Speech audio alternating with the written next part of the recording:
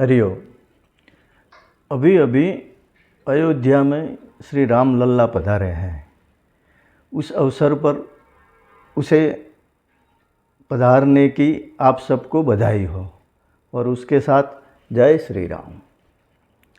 पिछले वीडियो में हमने देखा कि जागृति कैसे साधी जाए, अवेयरनेस, साक्षी भाव भी उसे कहते हैं।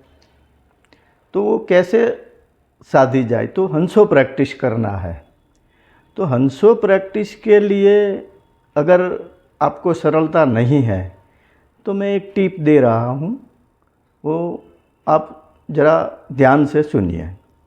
हंसो प्रैक्टिस करते वक्त आपकी आंखें पलक झपकाए बिना चौड़ी खुली रखनी है और हंसो प्रैक्टिस करनी है, तो वो सरलता से होगी। देखो ऐसे करते हैं।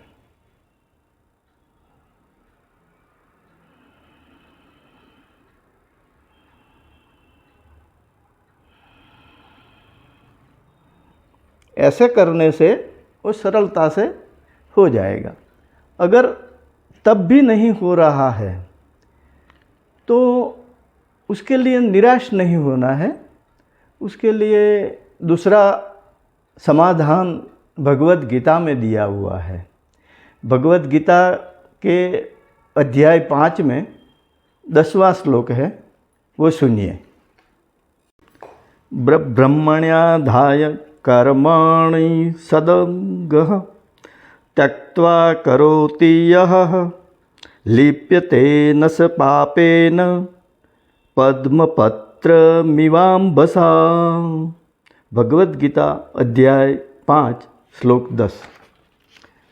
अर्थात जो मनुष्य अपने सभी कार्य बिना लगाव के परमात्मा को समर्पित करके करता है, वह पानी में रहते कमल की तरह पापों से लिप्त नहीं होता, यानी कर्मबंधन नहीं बंधते हैं।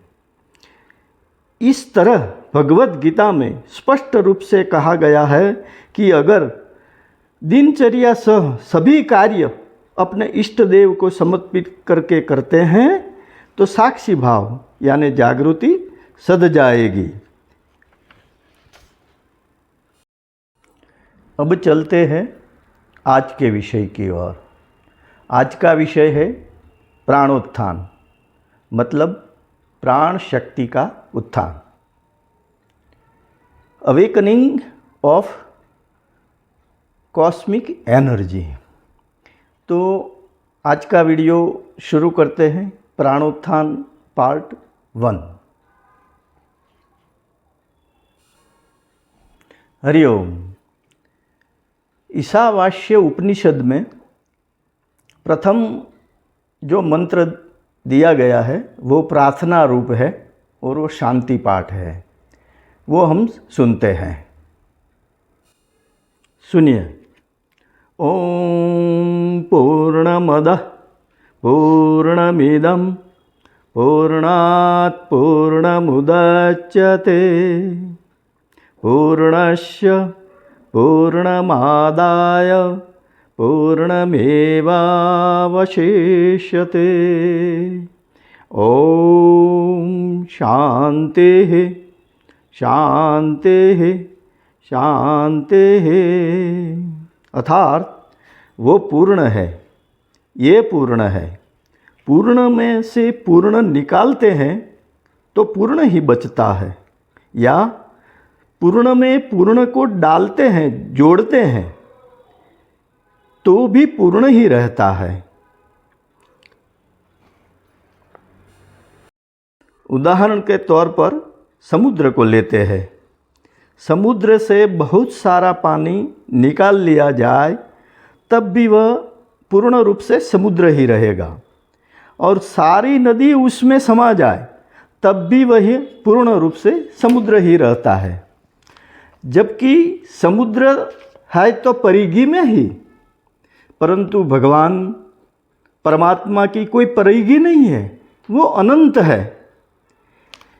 उसी उपनिषद का पहले मंडल का पहला मंत्र देखते हैं। सुनिए। ईशावास्यमिदं सर्वं यत्किंच जगत्याम जगत, अर्थात समग्र विश्व में वो व्याप्त है। जो भी चलता फिरता मतलब चलायमान है या स्थिर है या परिवर्तनशील है, सभी में ईश्वर व्याप्त है, यानी ईश्वर अनंत है। गुजरात के महान संत श्री नरसिंह मेहता ने अपने भक्ति काव्य में गाया है कि अखिल ब्रह्मांड में एक तू श्री हरि, जूझवे रूपे अनंत भासे। मतलब समग्र ब्रह्मांड में अलग अलग रूप में तुम व्याप्त हो, तुम अनंत हो। प्रकृति के कण कण में वो व्याप्त है। उसी के बारे में एक कहानी, पुराने समय की कहानी है, वो सुनते हैं। एक आश्रम था, गुरुकुल आश्रम था। ऋषि सब बच्चों को पढ़ाते थे। तो सब शिष्यगण को बुलाया गया। गुरु ने सबको एक एक केला दिया और कहा कि आप सब ऐसी जगह जाके इस केला खाइए जहाँ कोई देखता नहीं हो।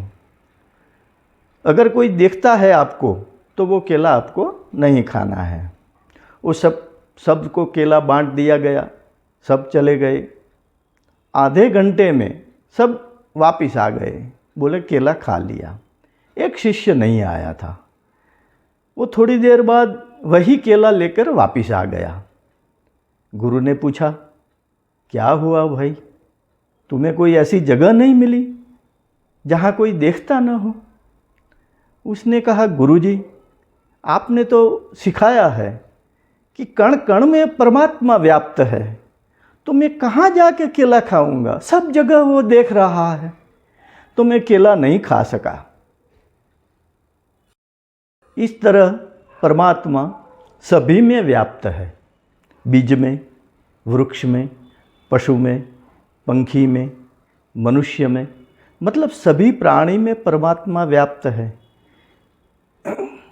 और अगर कोई निर्जीव चीज़ है उसी में भी परमात्मा व्याप्त है। तो कैसे वो हम समझते हैं? हमने पहले वीडियो में भूमिका रूप यही बताया था कि मानव में सूक्ष्म रूप से प्राण शक्ति रहती है। तो वो प्राण शक्ति के रूप में परमात्मा सभी में व्याप्त है, सभी में ओरा होता है। इवन ये पत्थर में भी ओरा होता है। अगर किर्लियन फोटोग्राफी से ओरा को देखा जाए तो सभी के वो चीज़ के आसपास या मानव के आसपास ओरा दिखाई देता है, उसकी फ़ोटो भी ली जा सकती है। तो सभी में परमात्मा ऐसे प्राण शक्ति के रूप में विराजमान है। तो आपके अंदर भी परमात्मा विराजमान है, अपने इष्ट देव विराजमान है। तो कभी सोचो, इस बच्चे ने अगर इतना सोच के वो केला नहीं खाया तो हम तो हर वक्त कभी तम्बाकू खा लेते हैं, कभी सिगरेट पी लेते हैं। कभी सोचा है कि वो परमात्मा जो अंदर बैठा है उसे क्या लगेगा? उसे क्या सिगरेट पसंद है? उसे क्या तम्बाकू पसंद है? आप सोच के ये कदम उठाना। और अगर सोचते हो और फिर भी आपको लगता है कि अंदर परमात्मा बैठा है, उसे तम्बाकू पसंद है, ऐसा लगता है, और फिर आप इष्ट देव के जब दर्शन को जाते हो तब उसे पूछना। अब अगर आप उसके सामने खड़े रह सको तो पूछना कि आपको क्या पसंद है। सोचो। अब अपनी बात पर आते हैं फिर से। वो जो प्राण शक्ति है, चैतन्य शक्ति है, वो हम सब में विराजमान है, सब में व्याप्त है। उसी से परमात्मा हमारे कर्म बंधन को देखता है। कर्म बंधन उसी से छूटता है या बढ़ता है। इस तरह प्राण शक्ति हम में विराजमान है। उस प्राण शक्ति को हमें आह्वान करके बुलाना है। और जब प्राण शक्ति का हम आह्वान करेंगे तभी प्राण का उत्थान होगा। और जब प्राण का उत्थान करना है तो उसे पहले ध्यान करना पड़ेगा। ध्यान क्यों करना पड़ेगा? क्योंकि विचार शून्य होना जरूरी है। अगर हम विचार शून्य होते हैं तभी प्राण शक्ति का उत्थान होगा, और प्राण शक्ति के उत्थान के लिए हमें ध्यान करना जरूरी है। महर्षि पतंजलि रचित योग सूत्र पर आधारित ध्यान विधि के बारे में जानेंगे। अष्टांग योग के 8 अंग हैं, 8 स्टेप्स है। वो है यम, नियम, आसन, प्राणायाम, प्रत्याहार, धारणा, ध्यान और समाधि। यम और नियम 5-5 है, उसके बारे में अगले वीडियो में विस्तार से समझेंगे।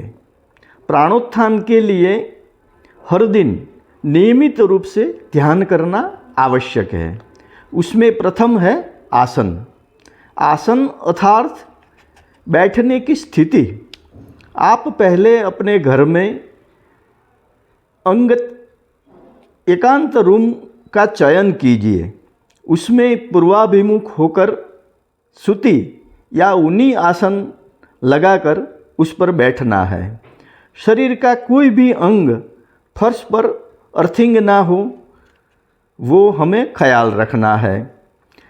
बैठना है पद्मासन, वीरासन, सिद्धासन, सुखासन या स्वस्तिकासन में। कोई भी आसन पसंद कीजिए। वो आपको लंबे समय तक सुखरूप बैठने में मददगार होना चाहिए।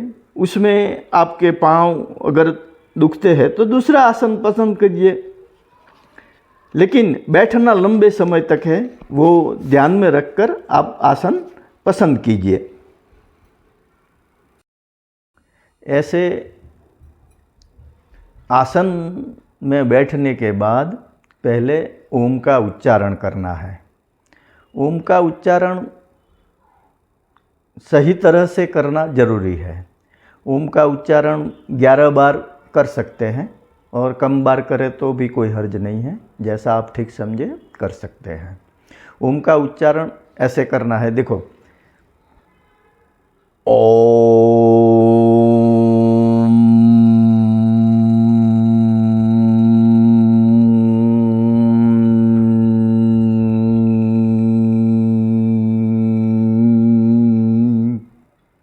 ऐसे ऊ का उच्चार सिर्फ 6 या 8 सेकंड तक की करना है, बाकी म को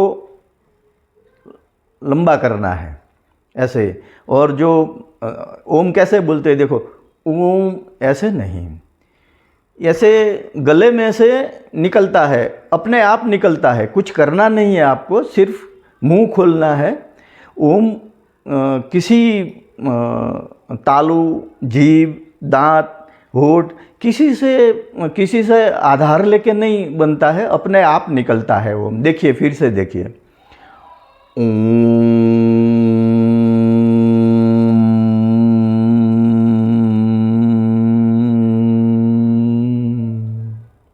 मुंह खुलता है तो अ, बाद में ऊ, बाद में म।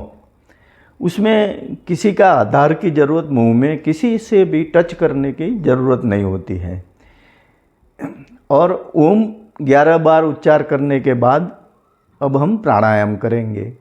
तो प्राणायाम में पहला प्राणायाम है नाड़ी शोधन।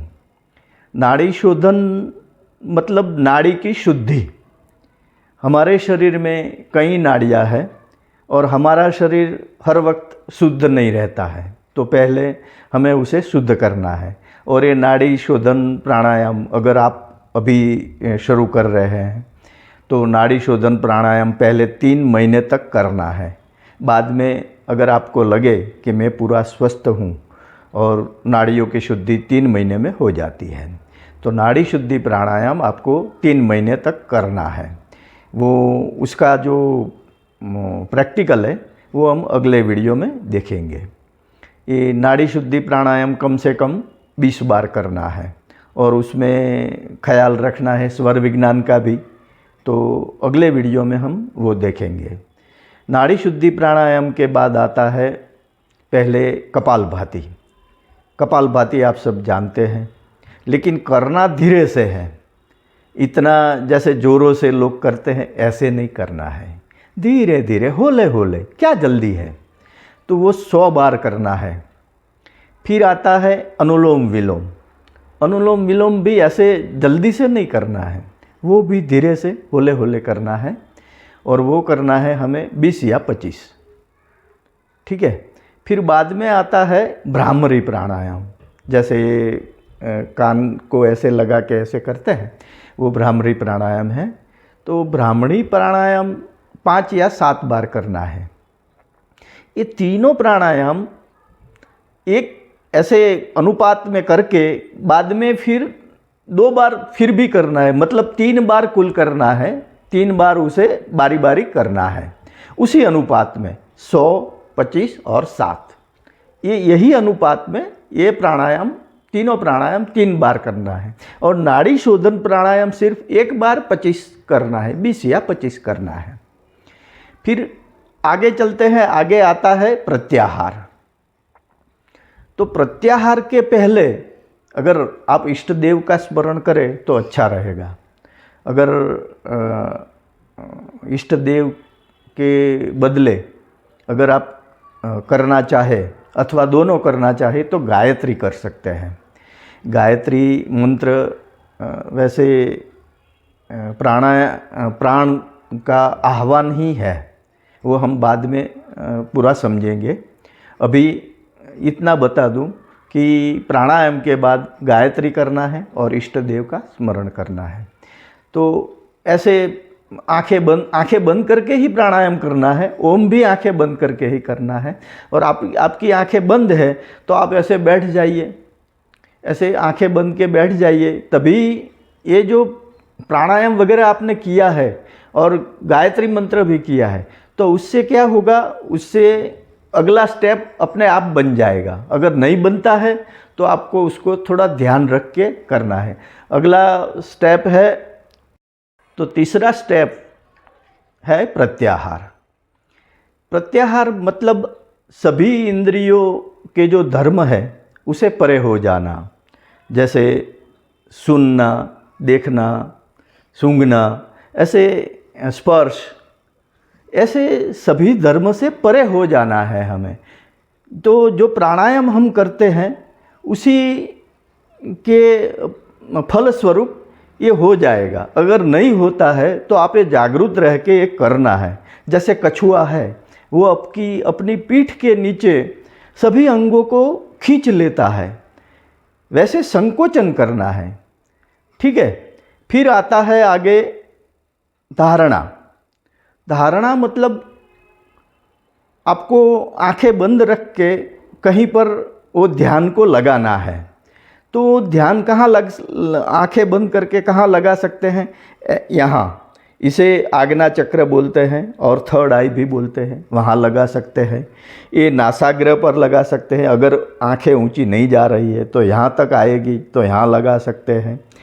फिर वो भी संभव नहीं है तो ये हृदय की धबकार है, आप सुनते होंगे। तो वो आपने जो प्राणायाम किया है उससे हृदय की धबकार आपको सुनाई देगी, तो उस पर ध्यान लगाइए। अगर वो सबसे सहूलियत उसमें होगी। और अगर आप चाहें तो वो नाभि के धबकार पर भी लगा सकते हैं। नाभि के धबकार सभी को नहीं सुनाई देते, लेकिन जो स्वस्थ है उसे ज़रूर सुनाई देते हैं, तो उस पर भी आप ध्यान लगा सकते हैं।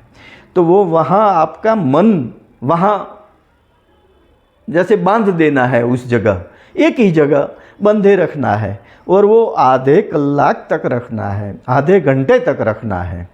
वो आधे घंटे रखेंगे आप तो उसे ही ध्यान कहते हैं। जो धारणा आप लगाते हैं उसे ही ध्यान कहते हैं। आधे घंटे तक ऐसे ही बैठे रहना है और जहाँ आपने ध्यान लगाया है तो वो धबकार को सुनते रहना है, सुनते रहना है, सुनते रहना है। और आप जब अंदर जाएंगे तो जैसे परमात्मा आपको मिल गया ऐसा अनुभव जरूर होगा। ये सोचना नहीं पड़ेगा आपको। अगर आप यहाँ देख रहे हैं, वहाँ इष्ट देव का धारणा भी आप कर सकते हैं। जैसे यहाँ इष्ट देव बैठे हैं आपके, वो भी धारणा कर सकते हैं, और वो इष्ट देव आपको दिख भी सकते हैं, ऐसा नहीं है। तो ये प्राणोत्थान के लिए ये हमारी 5 स्टेप है, वो पांचों स्टेप मैंने आपको समझाए। वो ध्यान जो करना है आपको मिनिमम आधे घंटे तक करना है, और ये आधे घंटे का ध्यान ही वो प्राणोत्थान मतलब अवेकन ऑफ कॉस्मिक एनर्जी वो होगा। वो कब होगा वो मैं नहीं बता सकता हूँ। सबके अलग अलग अपने जैसे अपने कर्म बंधन होते हैं, वो कर्म बंधन छूटते हैं तभी प्राणोत्थान होता है। जैसे जैसे कर्म बंधन छूटते जाएंगे वैसे वैसे प्राणोत्थान की स्थिति आती जाएगी, और प्राणोत्थान होने का आपको अनुभव होगा, ये मान लो कि ये अनुभव होगा। और मैं आपको बताऊंगा कि अगले वीडियो में हम देखेंगे, जब ये प्रैक्टिकल करेंगे तब मैं आपको बताऊंगा कि ये प्राणोत्थान का क्या क्या आपको अनुभव होता है, और जो अनुभव होता है वो आपको मैं बताऊंगा, तभी आपको वो अनुभव से ही पता चलेगा कि प्राणोत्थान हो गया है। अस्तु। ध्यान में बैठने का समय ब्रह्म मुहूर्त का रखे तो बहुत अच्छा परिणाम मिलेगा।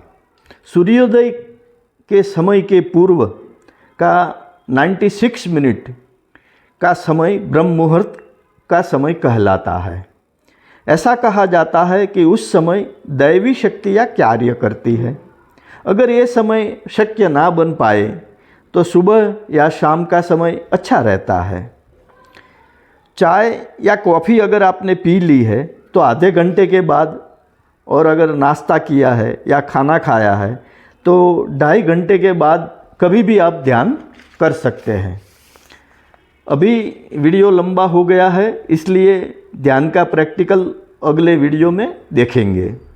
इससे पहले पूर्व भूमिका रूप 3 वीडियो बनाए हैं, अगर आपने वो नहीं देखे हैं तो उसकी लिंक डिस्क्रिप्शन में दी हुई है, वो जाके ज़रूर देखिए, क्योंकि वो जो है वो पूर्व भूमिका है, वो जानना ज़रूरी है। स्वामी श्री विवेकानंद जी ने योग सूत्र पर आधारित राजयोग नामक पुस्तक 2 भागों में लिखा है। उसके प्रथम भाग के 6वें प्रकरण में क्या कहा है सुनिए। ध्यान के विषय में विचार कीजिए, इसके स्वप्न सेविए, बाकी सब विचारों को हटा दीजिए। सफल रहने का यही एक मार्ग है। महान आध्यात्मिक विभूतियाँ इसी मार्ग पर चल के बनती है। अगर धन्य बनना है तो साधना, कड़ी साधना कीजिए। अस्तु। अगर आपको ये वीडियो अच्छा लगा हो तो लाइक, शेयर और सब्सक्राइब ज़रूर कीजिए, और अपने दोस्तों को भेजिए। दूसरा, अभी हमने बताया कि अगले वीडियो में हम प्रैक्टिकल देखेंगे, तो जल्द ही वो वीडियो हम अपलोड कर देंगे।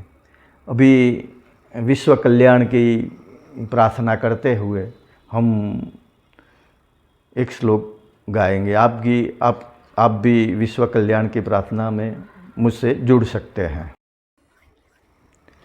सर्वे सुखिनः सन्तु, सर्वे सन्तु निरामयः, सर्वे भद्राणि पश्यन्तु, मा कश्चित् दुःखमाप्नुयात्। ओम शांति शांति शांति। ओम शांति शांति शांति। ओम शांति शांति शांतिर्भवतु। परमात्मा आप सबका कल्याण करें। ओम अस्तु।